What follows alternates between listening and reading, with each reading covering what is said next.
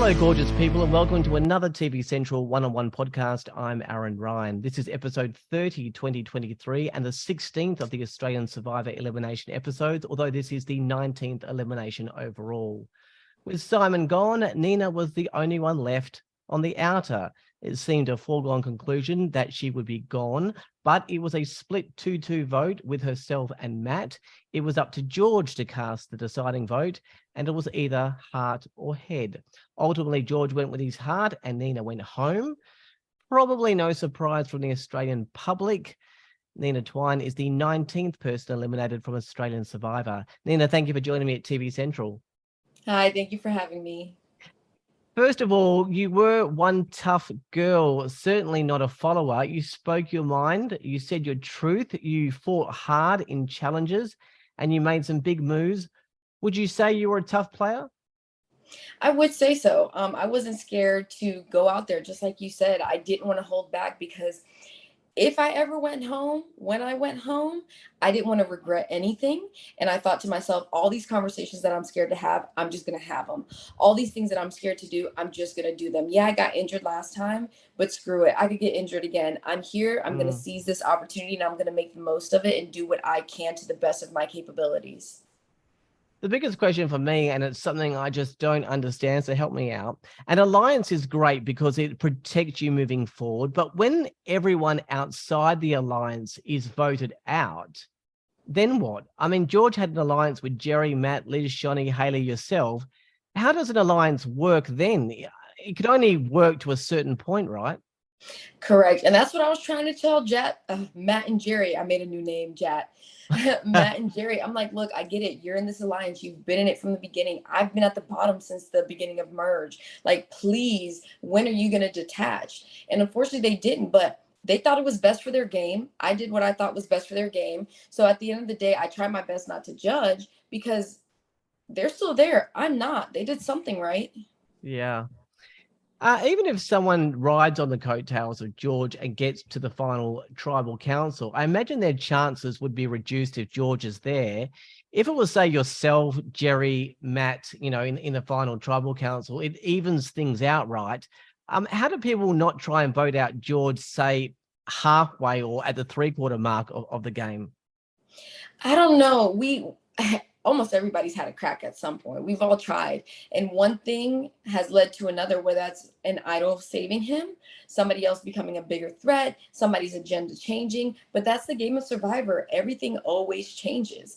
And so you have to adapt. And sometimes adapting means keeping him. Sometimes it means coming for him and hoping it works. But unfortunately, it didn't. The vote was split and it was up to George last night. Did you think you had any chance at all that George would vote to keep you? No, not at all. Genuine. 48 hours that I had to assess what I could do, what was happening. There was no way he was keeping me. When George is for sure about something, he makes it known. He didn't make it known at the well. He was like, no, it's genuinely a toss-up. And I'm like, well, that's not good. He likes to make his choices and he does, what he feels is right. And to me, that was him saying, I think I'm going to keep Matt. And then at tribal council, he made a few comments about like a very smooth road ahead, a very easy road ahead. And in my head, if I'm George and everybody's perception is that they're riding my coattails, I'm owning everything. Nina's the only one who has had a completely separate game other than working together one or two times. So that was my perception of it. We all made a choice at that tribal council that was best for our game. What we thought in that moment was best. And what I thought was, these last 48 hours, Jerry and Matt have actually been entertaining me. They have actually been thinking about a few things. And Liz also, while she wants to get rid of Matt, is open kind of to George as well. So I'm thinking I'm going home. I'm completely done. What's the last thing I can do? I've been nice for this long. I'm going to be a little bit mean. And either it works or it doesn't. And I get to have a shower. And unfortunately, it didn't. Hindsight is always 2020. Everyone sees, no. And they're saying, Nina, don't do it. No. But I didn't know that. What I had seen was telling me the complete opposite. So I said, I'm going to go down fighting. And unfortunately took myself out. But I thought it was the right thing at the moment. And one thing my mom has always taught me, you do something, you stand by it. Don't forget what you thought in that moment and what you felt, because that was the feeling that, at the end of the day got me that far up until that point. Well, let me tell you, it is easier when you're sitting at home on the couch with a bag of Maltesers yelling at you, Nina. Yeah, on the couch is completely different to being on the island. Look, it's been described as heart versus head, but if I'm being honest, surely it's heart and strategy to take Matt. I would not like to be against you in the finale if I was George. There are a lot of pawns in this game, but you have your own story, your own strategy, and you would be a super threat to George. How would it be strategic to keep you and eliminate Matt from George's perspective? Because I didn't quite understand that point. That's what I could not put together. Liz is telling me, Nina, he's keeping you. He's keeping you. And I'm like, Liz, tell me one reason why. And she couldn't give me one. And I'm like, that's what people don't understand is I'm sitting there trying to put myself in George's shoes, trying to think about what everyone's saying and why they're saying it. And I'm like, he has said multiple times, Nina has friends on the jury. Nina has no bad blood. Even if I voted for somebody, I had no bad blood. I had really good conversations, open conversations as to why Haley's name came up, as to why, I may have said something to her about Shaun or even Sam. I told all of them in person why I did what I did so they could respect my game, and they did. And that's why if you ever see my jury entrance, they're like, you were our last hope. We love you, all this and that. So to me, logically, it did not make sense for George to keep me around. And I could not see a reason why. And even watching the episode, what's the reason that he would keep me? He doesn't really say it other than possibly Matt winning the very last challenge. But other than that, he can out argue him. So it's kind of like, it was really hard for me to wrap my head around, and I couldn't, which is why I did what I did.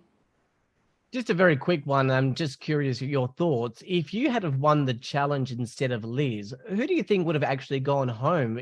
Is it just simple as being Matt, or could have Liz have gone home? Trying to think of how things went, I think it may have been Matt. Only because if I had the necklace and I didn't have to worry about myself, I'd be more receptive to what other people are saying.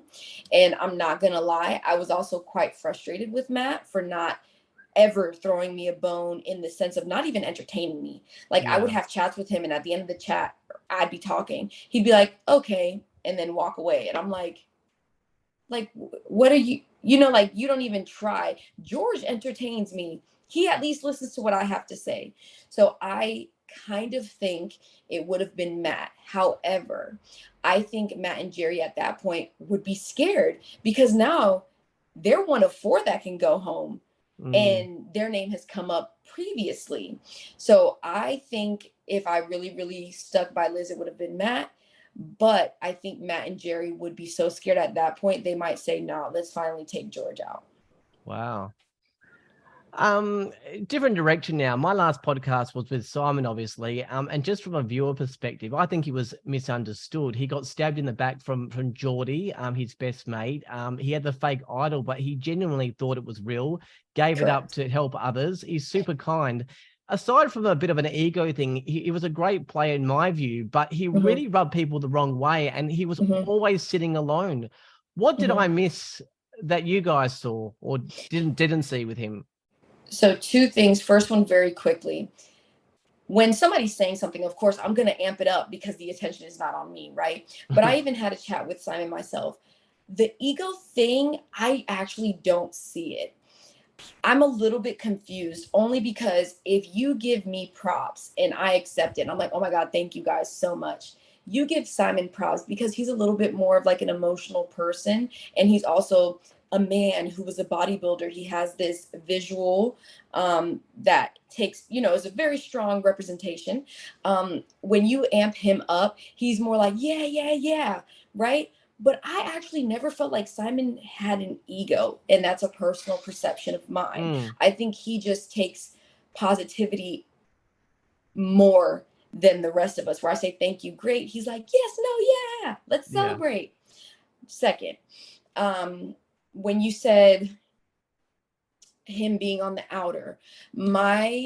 The reason that I sometimes would be frustrated or leave him out is because he was trying really, really hard, and you could see that, which is why I always end up coming back and saying, Simon, yeah, come on, let's keep going, because at least he's trying. But when his decision making would add up and it always was on the flip, always the wrong one, you get very frustrated. So a lot of people, it was more frustration of like, oh my God, I tried and he blew it up in my face. He chose to do this because he thought it was best for his game, but it blew my game up.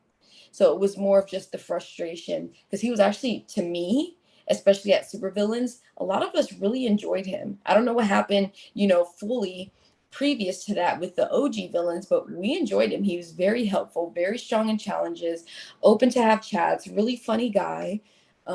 Yeah, so unfortunately, maybe some people just didn't blend with that at OG villains. All right, so now you're going to be on the jury. What are you looking for? A confident, very straightforward pitch as to why you did what you did in your thought process, right? We have George, who's super strategic. He really doesn't have to explain a whole lot, but I'd like to know some of the reasoning behind what he did and how he was able to mend these bonds and keep these people so close to him. So did everyone. Yeah, literally. We have Liz. She has been out by herself before. She has stepped away from George. She has done all these things. So I want to know a little bit more about her story, the things that I didn't get to see previous, and how she was her own person. And again, as always, why she did what she did. Then we have Matt and Jerry, who are a little bit similar in the sense of, I don't know about your individual gameplay. Can you please elaborate? And as long as they can pitch appropriately and really give me the perspective that I need, they have a good chance, because at this point in time, they're the final four. We have all returnees on the bench. So they're going to have to come at us a different way than when you have newbies. Newbies, their first time around, they're voted out. They're very, very upset, salty, whatever it could be. You have returnees. We're not super happy that we're here, but we also respect the game and have a different standpoint. So you need to really come with that strategic mindset. And I hope each and every one of them can pitch in a way that they can sway us, to vote for them or to not vote for somebody else. Yeah. Look, obviously George dominated this game. He had plans, he had backup plans, he had alliances, he had second side alliances. He hardly won any challenges, but he had his luck with the set for life and etc. His strategy has worked. Do you think he is one of the best players in Survivor, or is he just one of the most dominant? I would say one of the best, because I saw it firsthand. I would see what he would do. He never rested. He was always going. Dominant personalities can only get you but so far.